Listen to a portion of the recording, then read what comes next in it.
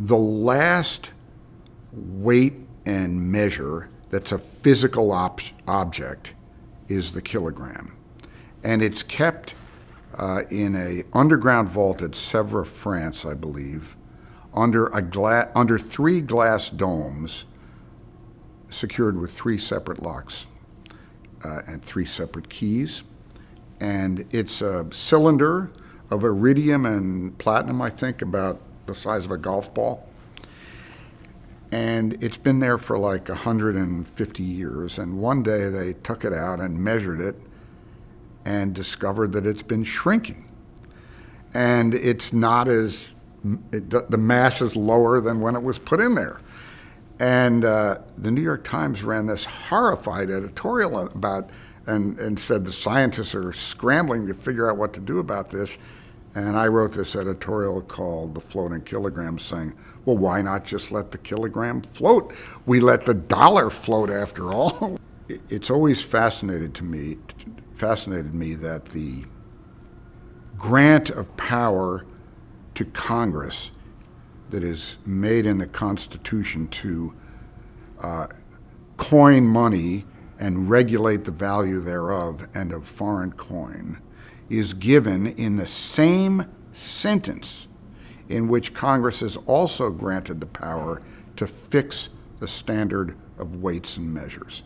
I believe that the founders completely grasped that money is a weight and measure, and it makes no more sense to fool around with the size of it from day to day than it would to fool around with the size of the kilogram. Once you start doing it, you throw the whole system of law, of property rights, of freedom into a cocked hat.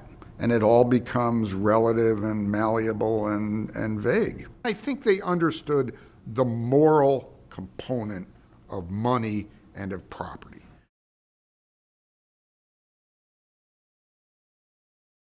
One of the greatest stories we covered at The Sun was a lawsuit filed by the chief judge of the highest court in the state of New York, the Honorable Judith Kaye. She asked the court to order the governor and the state legislature to give her a raise.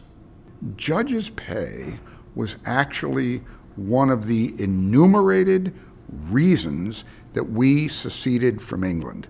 It's listed right in the enumerated gripes with George III in the Declaration of Independence.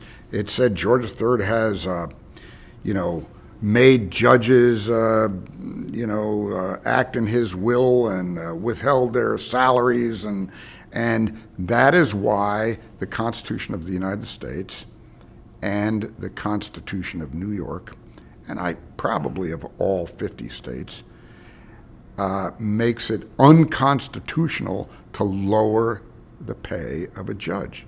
This case was heard in a court below Judge Kaye that would appeal up to her.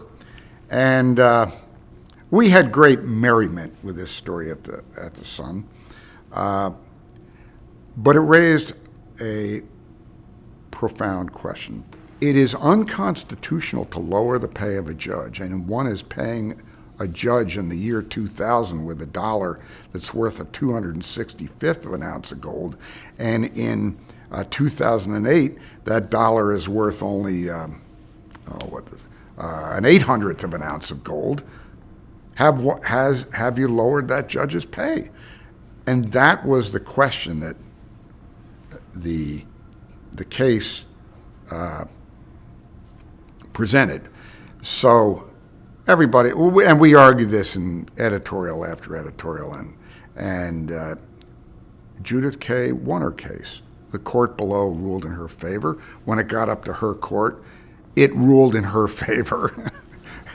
So it ordered the legislature of New York to raise her pay. If you lend a person some money for 10 years that is worth 100 ounces of gold when you lend it to them, are you getting your money back if they pay you in the same number of dollars that are no longer worth 100 ounces of gold. Your property rights are abridged.